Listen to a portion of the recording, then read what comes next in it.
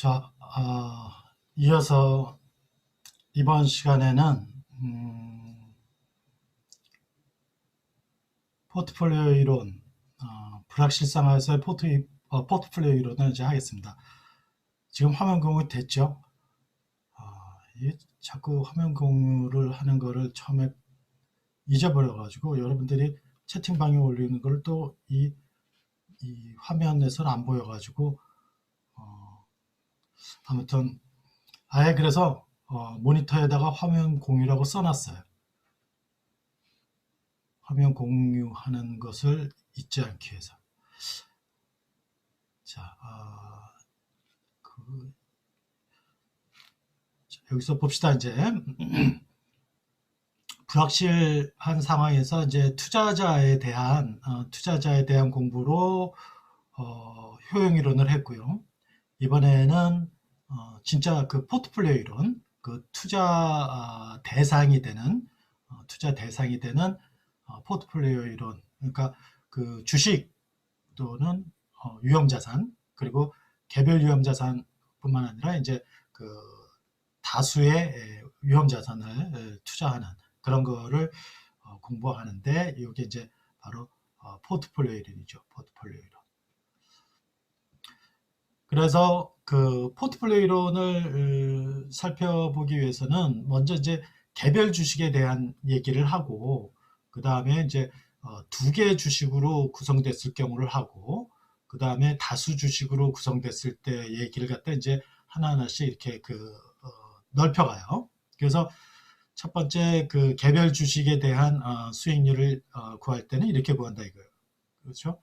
그러니까 이게 PT-1이 그 구입 시점의 주가고, 요게 평가 시점의 주가로 해서 그러면 요 괄호 부분이 주가 상승분이 되는 거고, 요게 이제 배당이 되는 거죠. 그래서 요 부분은 요렇게 해서는 주가 상승률이라고 하고, 요쪽 부분은 뭐라 그래? 배당 수익률이라고 하죠. 그래서 주식 수익률은 주가 상승률과 배당 수익률의 합으로 구성이 되는 겁니다. 그런데 그렇게 구성이 되는 것은 실제 실현이 됐을 때 얘기고, 그리고 그것이 실현될 거라고 생각한 사전에는 확률 분포로 파악을 하잖아요. 그러니까 그것을 확률 분포에서 어느 정도의 그 평균값을 갖느냐는 것을 계산을 하는데, 이게 계산한 식인데, 그것이 바로 이제 기대 수익률이 되는 거죠. 그리고 그래서 이제 그 예제를 먼저 봅시다. 여기. 그래서 가나기업 주가가 10,000원인데 1년 후에 11,600원이 되거나 11,000원이 된다. 호황일 때는 배당까지 또 400원을 줘요. 그래서 근데 이제 호황과 불황이 나타날 확률은 반반이에요. 그러니까 동전 던지는 거 앞뒷면하고 똑같은 거죠. 간단하게 단순한 예로 만들려니까. 그러면은 요때는 10,000원에 투자해서 12,000원을 받게 되니까 이제 20% 수익률을 얻게 되고, 요거는 배당을 안 주니까 10,000원이 11,000원이 되니까 10%의 수익률을 얻게 되는 거죠. 그래서 요거의 2분의 1 확률, 그리고 요것의 2분의 1 곱해서 이 두 개를 더하면은 바로 그 기대 수익률이 되는 거죠. 그게 확률 분포의 평균값, 기대값이 되는 겁니다. 그래서 15%가 되는 거죠. 15%. 바로 이제 여기서 얘기한 요 15%가 바로 그 얘기입니다. 그리고 이제 위험이라는 거는 위험이라는 건 뭐냐? 그거는 이제 얼마만큼 변동 가능성이 있느냐. 그러니까 우리가 손실 볼 가능성만 위험이라고 하진 않아요. 왜냐면은 우리가 이제 수익률의 확률 분포가 그 정기 분포를 이룬다고 해서 대칭적으로 이렇게 보잖아요. 그러니까 사실은 내가 생각하는 그 수익률이 요거다. 그러면은 요것보다 이익이 날 때는 좋은 거 아니에요. 이익이 나는 건. 그러니까 이거는 손실이 아니죠. 그런데 여기 손실이 나면은 위험인 거죠. 손실을 보면. 근데 이게 대칭적이니까 그냥 A 주식과 B 주식을 비교할 때 그냥 이 위험, 표준 편차 이런 걸로 측정을 해도 그 어차피 두 배가 돼 있는 거니까 그대로 비교할 수 있으니까 그 분산이나 표준 편차를 씁니다. 그래서 분산은 우리가 이제 이게 도수 분포로 되어 있으면은 더 쉬운데 이게 확률 분포가 조금 더 눈에 안 익죠. 도수 분포는 xi 마이너스 x바 이게 평균이고 이게 이제 편차 아닙니까? 편차를 그냥 다 더해버리면은 플러스 마이너스가 합쳐져서 제로가 되잖아요. 그러니까 제곱을 해서 다 더한 후 요거를 관찰 개수로 나누는 거죠. 그러면 이게 도수 분포의 분산이 된다 이거예요. 그런데 요걸로 확률 분포로 하면은 확률 분포는 여기는 ri는 글씨도 삐딱삐딱 아주 잘 써지지도 않아요. 그래서 이렇게 제곱하고 요 n분의 1은 summation pi 이렇게 해서 곱하는 거죠. 그러니까 편차 제곱의 평균값이라는 뜻이에요. 그래서 편차 제곱의 평균, 제곱의 평균에서 평균의 제곱을 이건 이제 그 간편식으로 만들면 이렇게 되니까 둘 다 쓸 수 있죠. 그랬을 때 이 그 주식의 그 기대 수익률이 얼마냐 이러는데 이거는 여기서 계산해 보면은 편차가 그 20에서 15 빼니까 5고 10에서 15 빼니까 마이너스 5고 요거 제곱해 가지고 다 더해서 그 분산이 되니까 분산은 제곱을 한 거니까 측정 단위가 처음하고 일치하지 않잖아요. 그러니까 제곱하기 전으로 돌아가서 루트를 씌워서 이렇게 된다. 5%. 그러니까 15%인데 평균이. 그런데 이거는 20%고 좋을 때는 안 좋을 때는 10%니까 평균적으로 얼마큼 떨어져 있어요? 5씩 떨어져 있잖아요. 그래서 이게 5가 표준 편차가 되는 겁니다. 처음이니까 한번 계산해 보는 거고 다음부터는 여러분들이 다 아는 걸 테니까 계산을 하면서 따라오도록 하면 좋겠습니다. 그래서 아무튼 이런 상황에서 내가 이제 투자 대상을 뭘로 평가했어요? 투자 대상을 기대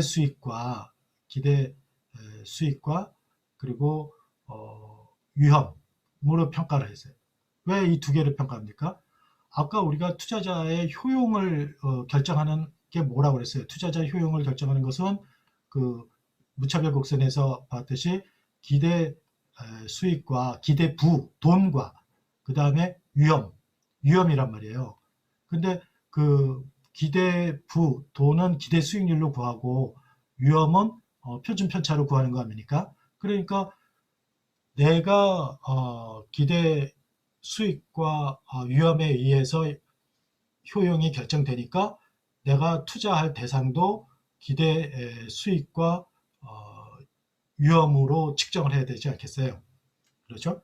그래서 그 기대 수익이 큰 거는 좋은 거고 위험이 큰 거는 싫은 거죠. 그래서 만약에 어떤 똑같은 그 경우에 기대 수익이 똑같으면 위험이 작은 거, 위험이 작으면 기대 수익이 큰 걸 선택하게 된다라는 것이 이제 지배 원리라고 하고 그 평균과 분산 두 개에 의해서 결정을 한다고 해서 이제 평균 분산 기준이라고 하죠. 그래서 효용을 극대화하려면 이제 그림 A와 B 주식을 여기다 나타내봐요. A는 기대 수익률이 15%고 여기 A는 기대 수익률이 15%예요. 그리고 표준 편차가 5. 그러니까 그림으로 나타내면은 이쪽에 봅시다. A가 기대 수익률이 여기가 15%, 여기가 5%예요. 그런데 B 주식은 기대 수익이 20%고 위험이 10%입니다. 그랬을 때 A와 B 중에서 어느 걸 선택할 거냐?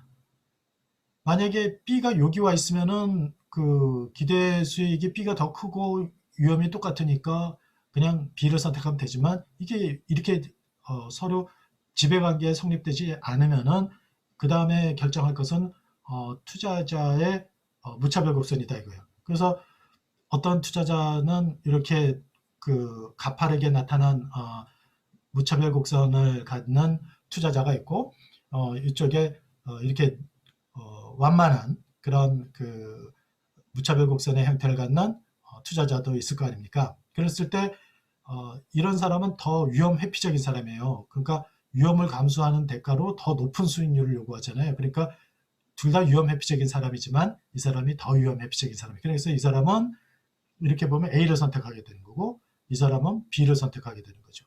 그러니까 A 주식도 사람들의 그 효용 함수가 다르니까, 무차별 곡선 형태가 다르니까 어떤 사람은 A를 선택하고 어떤 사람은 B를 선택하는 이런 그 상황이 되는 거죠.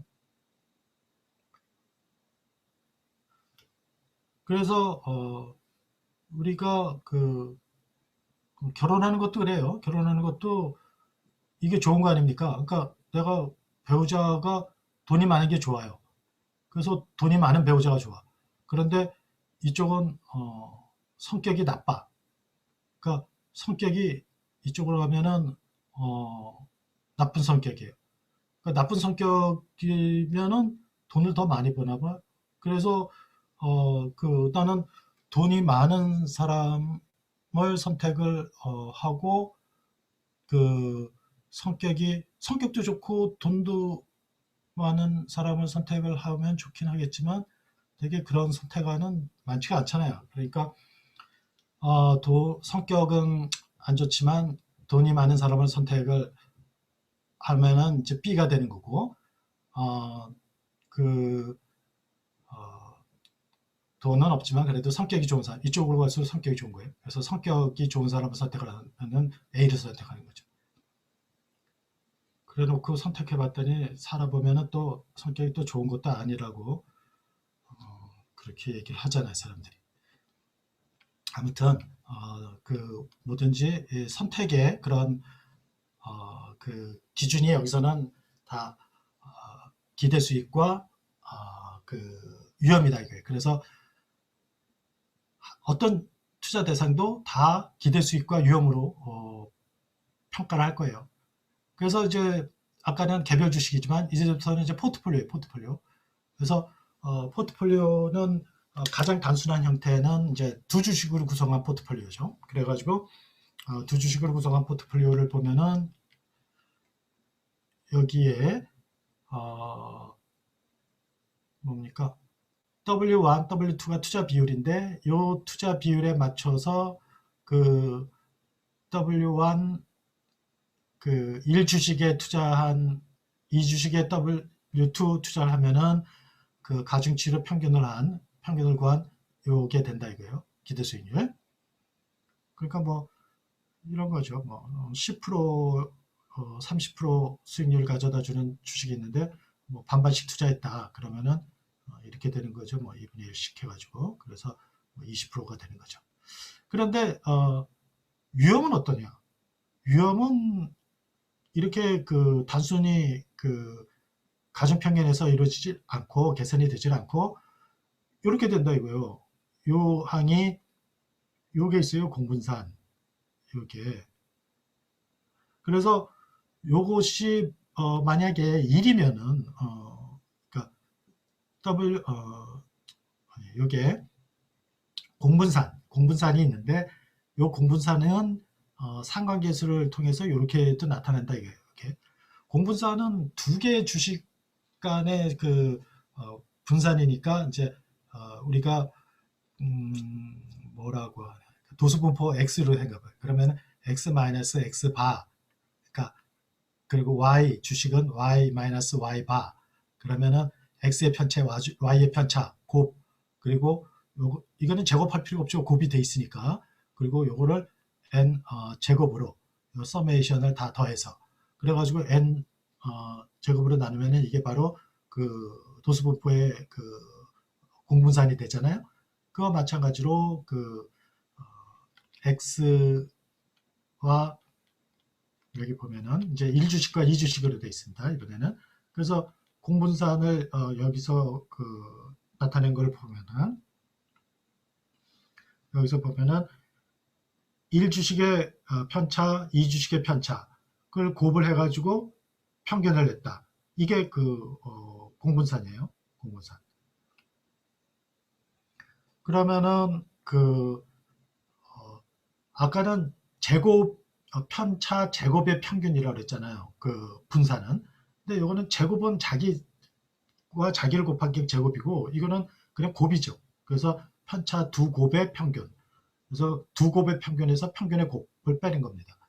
그래서 공분산은 이렇게 측정을 하는데 우리가 이제 공분산을 보면은 아까 여기서 보듯이 x가 커지면은 요게 플러스가 되고 y도 같이 x가 커질 때 커지면은 요것도 플러스가 되니까 플러스가 되고 x가 작아질 때 y도 작아지면은 여기도 마이너스가 되고 여기도 마이너스가 되니까 마이너스니까 곱은 플러스가 되잖아요. 그러니까 공분산이 x와 y가 똑같은 방향으로 움직이면은 플러스가 돼가지고 플러스가 되죠. 그런데 x가 오를 때 y가 내려가면은 하나는 플러스고 하나는 마이너스니까 공분산이 음수가 되는 거죠. 그래서 그런 관계를 어, 나타낼 때 공분산을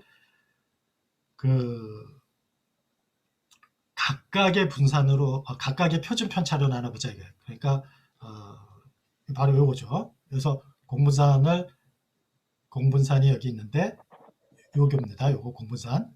근데 그 공분산은 x와 y가 측정 단위가 다를 수 있죠. 한 사람은 키를 센티미터로 쟀고 한 사람은 미터로 쟀다고 해봐요.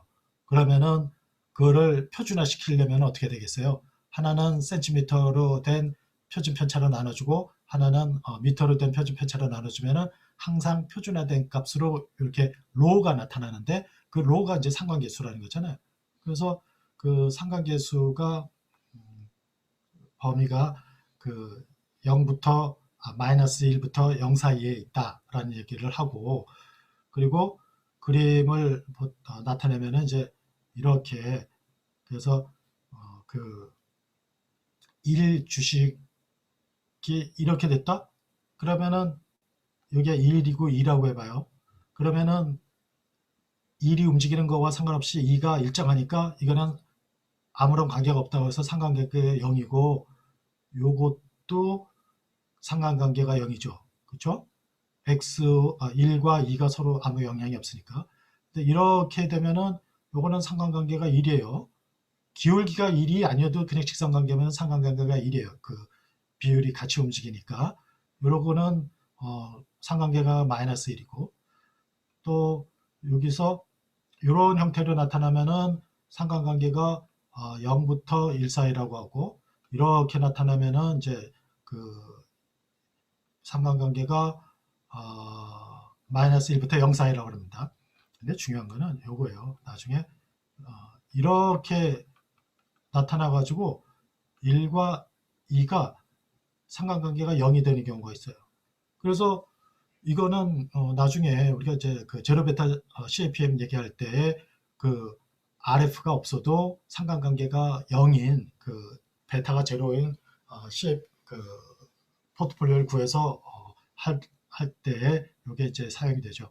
그래서 일단 상관계수의 특징을 이렇게 살펴보고 그래서 두 주식을 구성한 포트폴리오의 위험은 앞에서 보듯이 이런 식으로 산출이 되는데 요 공분산을 이용해서 이렇게 측정할 수도 있고 상관계수를 이용해서 측정할 수도 있다. 뭐 이런 얘기 됐고 그래서 이제 예제를 가지고 한번 살펴보자. 그러면 주식 1과 2가 있는데 1의 기대 수익률 15%, 2의 기대 수익률 20%, 표준 편차 5%, 10%입니다. 이럴 때 여기에 60%, 여기에 40%를 투자한 포트폴리오의 기대 수익률과 기대 수익률은 얼마냐? 그러면 6대 4로 이렇게 해서 17%가 되는 거고 공분산은 상관계수가 0.8이다. 그러면은 각각의 표준 편차에다가 아까 공분산과 상관계수의 관계 요 위에 있었죠. 요거.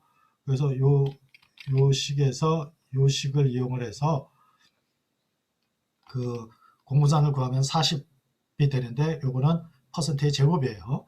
그리고 세 번째는 이 포트폴리오의 위험을 구하라 이러면은 이렇게 구한 공분산 분산을 루트를 씌워서 6.6% 그래서 표준 편차로 바꿔서 나타낼 수가 있다.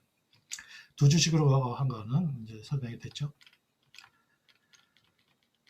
다수 주식으로 구성한 거, 이것도 이제 비슷해요. 그 다수 주식은 아까는 이제 그 그림을 보면 알겠지만, 여기서 그림 설명을 안 했지만, 주식 1, 2가 있어서 요게 이제 그 자기 분산항이 되고, 요 1과 2의 공분산항이 있고, 2와 1의 공분산항이 있는 거예요. 그런데 다수 주식이 되면은 요 파랗게 칠한 게 다 공분산항이 되는 거고, 아니, 자기 분산항이 되는 거고, 요 그 옆에 것들이, 하얀 것들이 다 이제 공분산항이 되는 거죠. 그래서 기대 수익률은 그냥 그 가중평균에서 구하면 되고, 위험은 그 단순 가중평균이 아니라 자기 분산항에다가, 이게 이제 파란 선이죠. 그리고 그 여기 요게 바로 그 공분산항이 되는 겁니다. 그래서 저 그림의 이제 그 하얀 부분이 되는 거죠. 그리고 이제 포트폴리오를 이렇게 구성을 하면은 한 개 주식에 했을 때보다 두 개 주식, 그리고 n개 주식, 이렇게 그 다수 주식으로 구성하게 되면 포트폴리오 효과가 나타나는데, 그 포트폴리오 효과를 한번 살펴보자 이겁니다. 그래서 이 포트폴리오 효과를 보기 위해서 n개 주식에 균등하게 n분의 1씩 투자했다고 하자. 그러면 이제 이런 식으로 된다 이거예요. 이게 자기 분산항, 공분산항.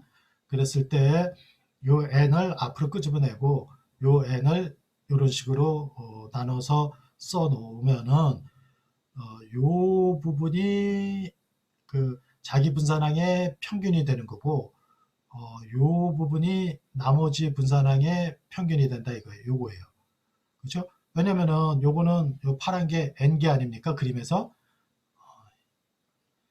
여기서 요 파란 게 그 바로 n개잖아요. 그러니까 요 n으로 나눠서 평균이 요 n 시그마 바가 되는 거고, 요거는 요거는 공분산항이 모두 몇 개입니까? 공분산항 그럼 전체가 n 바이 n이니까 n 제곱이고, 거기서 n개를 빼니까 바로 n의 n-1만큼의 그 하얀 셀이 있을 거 아닙니까? 그 셀로 나눈 것이 바로 평균이 되니까 이렇게 되는 거죠.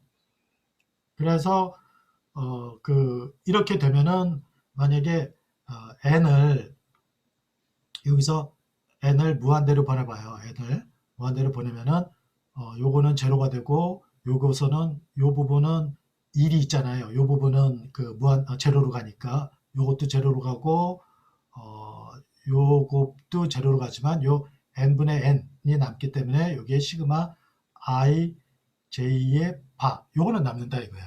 그게 이제 그림으로 그리면은 바로 요 그림 6-7의 요 부분이죠. 요 부분. 이게 시그마 i j의 바가 되는 겁니다. 그런데 여기서 만약에 K개 그 주식으로 구성한 포트폴리오의 분산 평균값을 어떻게 구하냐? 그것은 여러분들이 이제 좀 착각하기 쉬운 게 이거예요. 한 개 주식보다 두 개 주식으로 구성하면은 위험이 더 작고 n개 주식으로 구성하면 위험이 더 작습니까? 그렇지 않아요. 한 개 주식으로 구성했을 때보다 두 개 주식, 다섯 개 주식 이렇게 구성을 해도 오히려 위험이 증가할 수도 있어요. 왜냐면은 이거는 그 예를 들어 시장에 100개 주식이 있다고 해봐요. 그러면은 그 중에 제일 낮은 거, 두 개는 제일 높은 걸로 구성하면은 이거보다 높죠. 다섯 개도 높은 거 다섯 개로 하면은 이거보다 더 높을 수도 있어요. 그러니까 이렇게 포트폴리오를 구성하는 종목 수가 늘어난다고 해서 위험이 감소하는 거 아니에요. 그 말은 틀려요. 포트폴리오 종목 수를 늘리면 위험이 감소한다? 아니에요. 포트폴리오를 구성을 해서 그 예를 들어서 100개에서 한 개의 평균, 한 개짜리의 평균, 두 개 주식으로 구성한 경우에 그것들의 평균, 다섯 개 주식으로 구성했을 때의 평균을 비교해 보면 이게 작아요. 이렇게는 돼요. 이게. 그래서 여기에 분산 평균이라는 말이 있는 거예요. 분산 평균. 그러니까 그거를 착각하면 안 됩니다. 그러니까 두 개로 구성했을 때보다 다섯 개로 구성했을 때 위험이 더 작다? 그거는 항상 성립하는 말은 아니에요. 그렇지만 100개 있는데 시장에 2개로 구성한 것들이 100 컨비네이션 이만큼 있을 거 아닙니까? 그것들의 그 분산 평균을 구한 것과 5개로 골라내서 포트폴리오를 구성해서 평균을 구해낸 것을 비교해 보면은 이게 작아요. 그거는 포트폴리오의 그 분산 효과, 그를 분산 감소 효과, 유형 감소 효과를 나타내는 게 바로 그거예요. 그러니까 바로 이제 요 식에서 얘기할 때 이 식이 이제 그걸 보여주는 건데, 요때 요거는 100개 시장에 있는 100개의 평균, 100개의 공분산 평균이라는 얘기입니다. 만약에 요거를 5로 하고 여기도 그 5개로 하면은 특정한 5개 주식으로 구성한 포트폴리오의 그 위험이 되는 것뿐이에요. 자, 그런 내용이 6-7에 있는데 여기서 한번 보면은 모든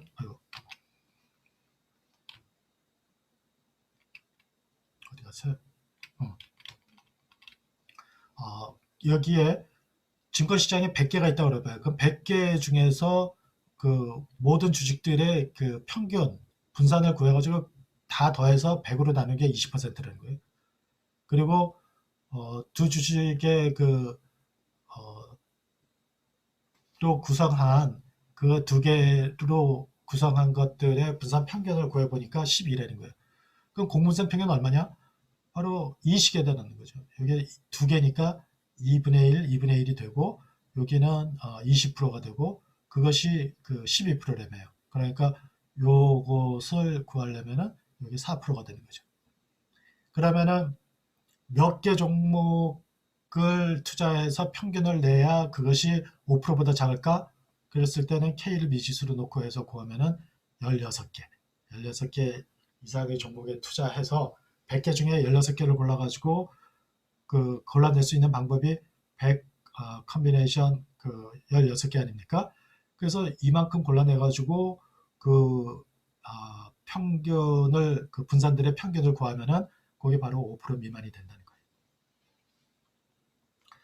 자, 그 다음에 이제 N개 종목을 구성하면서 그 한 개 개별 주식, 2개 그리고 N개 했을 때의 기대 수익률과 위험을 어떻게 구하느냐 하는 것을 이제 설명을 했고요.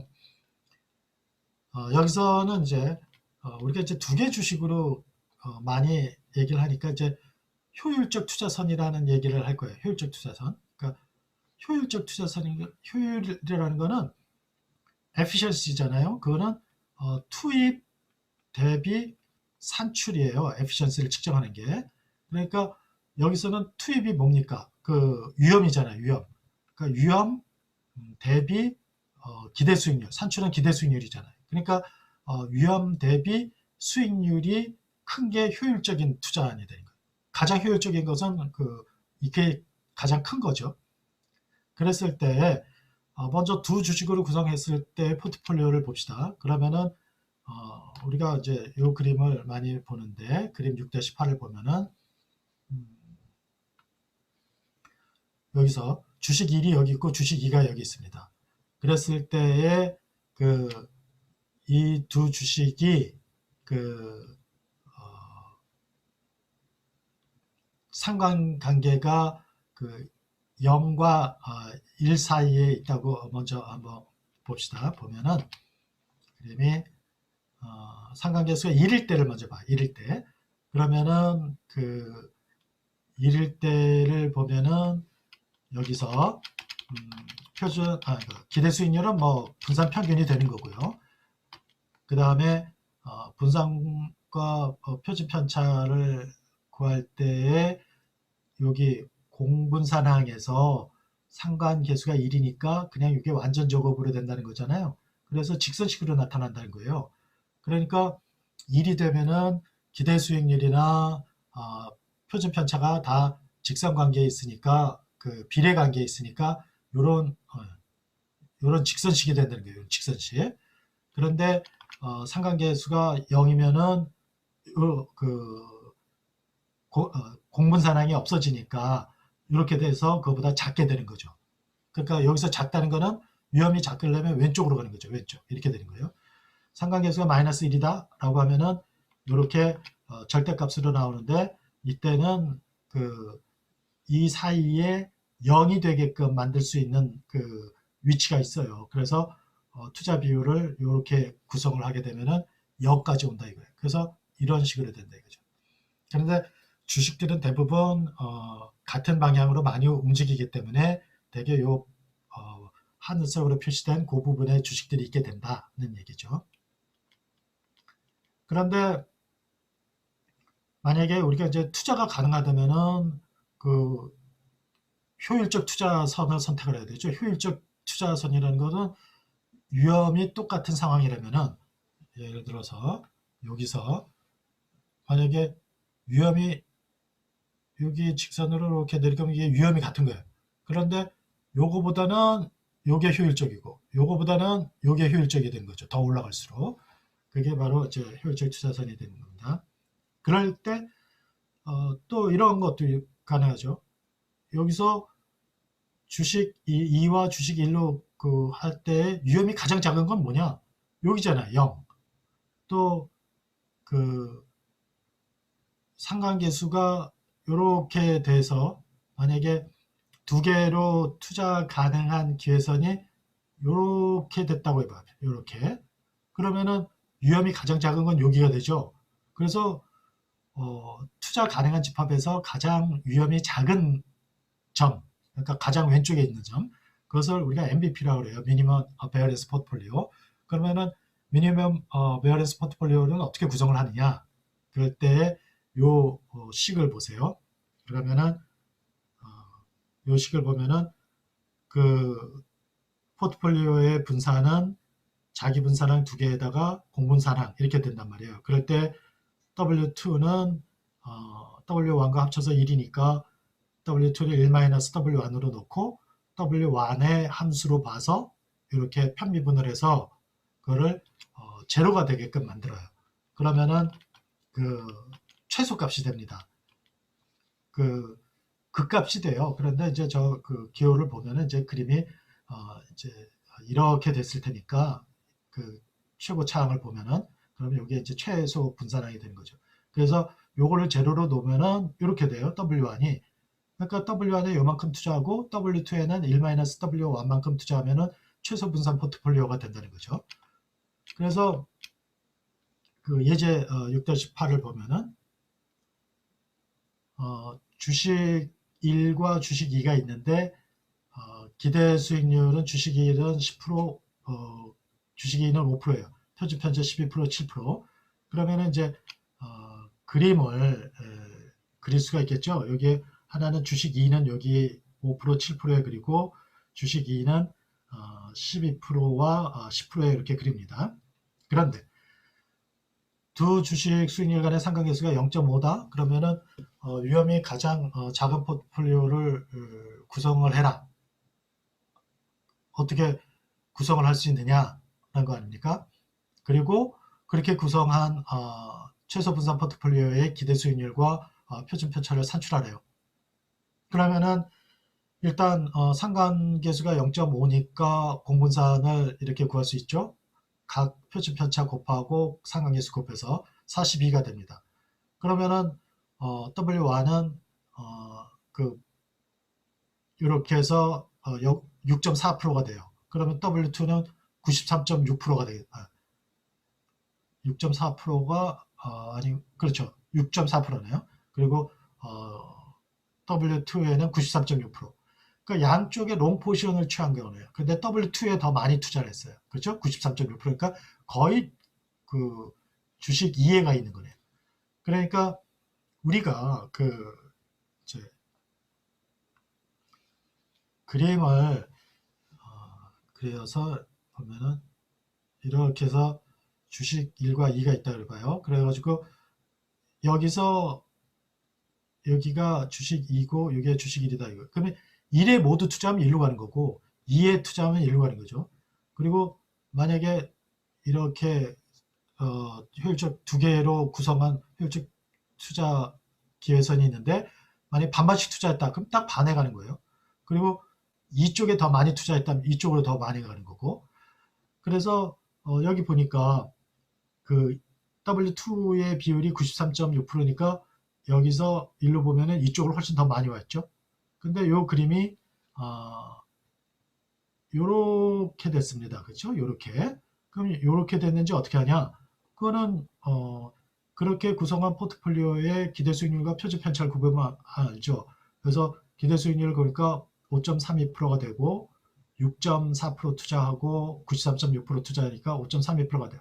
그 다음에 포트폴리오의 표준 편차는 6.97%가 됩니다. 그러니까 여기가 7%인데 그보다도 6.97%가 더 작으니까 이쪽에 와서 최소 분산 포트폴리오가 위치한다는 거죠.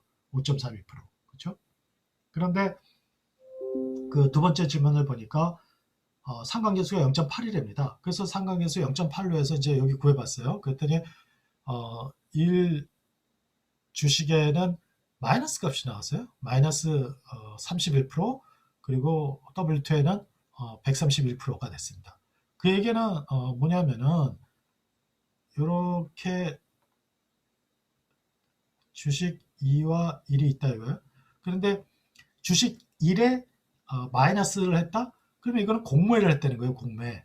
그러니까 그 공매를 했으면은 이 그림을 공매를 하고 그 다음에 W2에다가는 더 많이 투자했대. 내 돈을 100% 여기다 투자하면 여기인데 130% 투자했으면 이쪽으로 와야죠. 그렇죠? 더 이쪽으로 와야 돼요. 그래서 이거의 투자 기회선이 이렇게 돼 있나 봐요.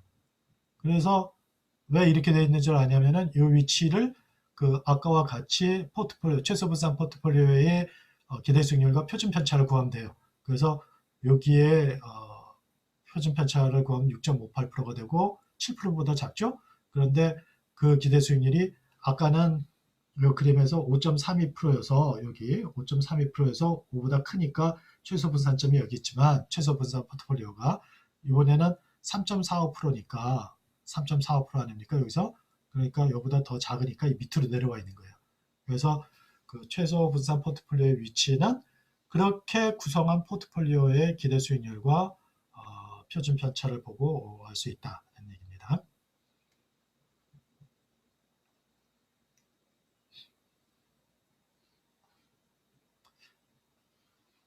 자, 그리고 이제 그러면은 포트폴리오를 선택을 해봅시다.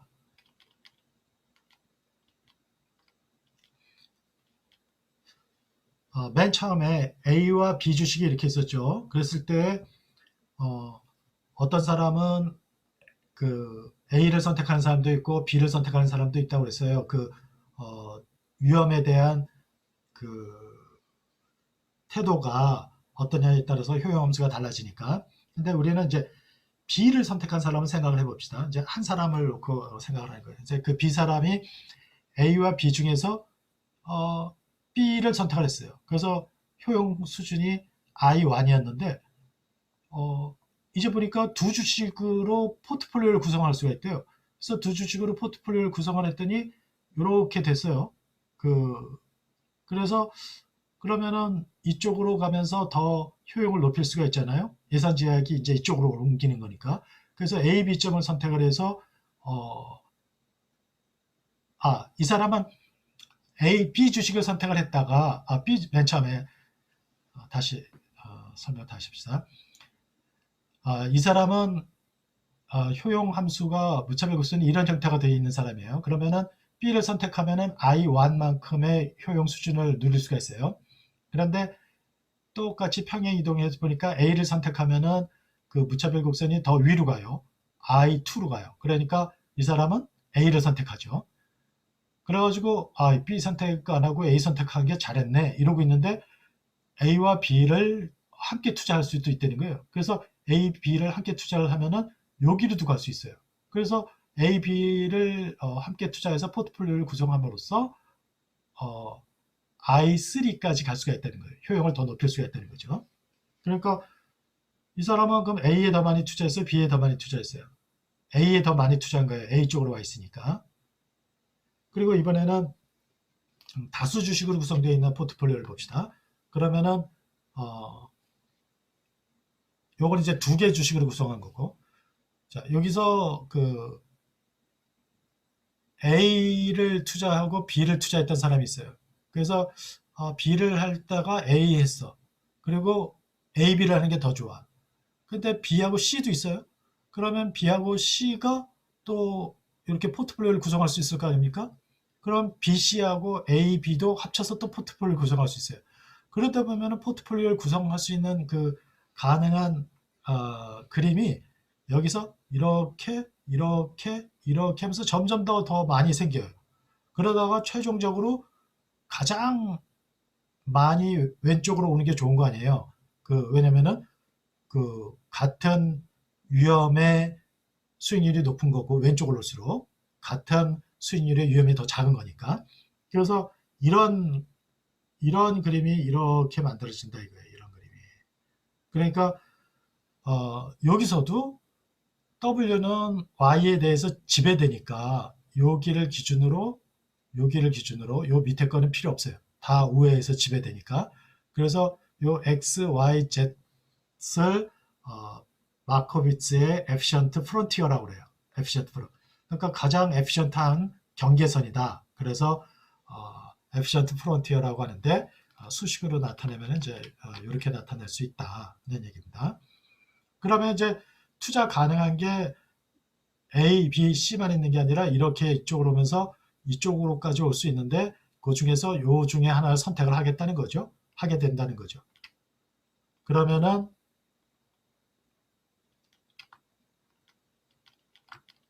그 그림이 바로 요 파란 선이 되는 거예요. 그래서 지배 원리를 충족하는 마코비츠의 에피션트 프론티어를 얘기해요. 그러면 요 밑에 거는 투자할 수 있어요? 투자할 수 있습니다. 투자할 수는 있는데 그걸 투자하면 바보죠. 합리적인 투자자가 아니죠. 그러니까 가장 위험이 같으면서도 가장 기대 수익률이 큰 XYZ를 선택한다 이거예요. 그러면은 이제 사람들은 그 무차별 곡선을 여기에 만나는 Y에 만나는 이걸로 효용을 가장 높일 수가 있다는 거죠. 그래서 효용 수준을 이제 하나하나를 비교해 보면은 맨 처음에 B를 선택했던 사람이 A를 선택하면서 효용을 높이고 A, B를 선택하면서 효용을 더 높이고 그 다음에는 요 Y까지 오면서 이게 다 이 무차별 곡선은 평행 이동하는 겁니다. 그래서 평행 이동해서 여기까지 와가지고 가장 효용을 높일 수 있는 거죠. 그러니까 우리가 투자 대상이 너무 많으면 정신이 없지만 이론적으로 현실적으로는 정신이 없지만 이론적으로는 투자 대상이 많으면 많을수록 그 투자자의 효용은 높아진다는 거예요.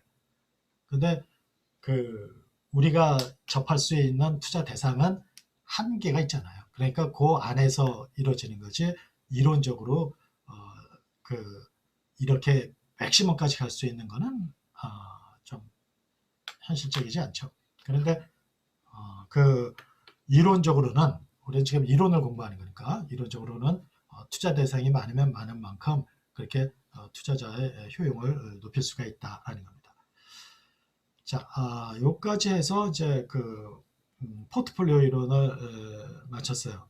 그래서 포트폴리오 이론을 마치고 그 다음에 이제 여기서 발전된 CAPM을 다음 시간에 다루도록 하겠습니다. 자, 포트폴리오 이론에 대한 강의는 이제 이걸로 마치겠어요.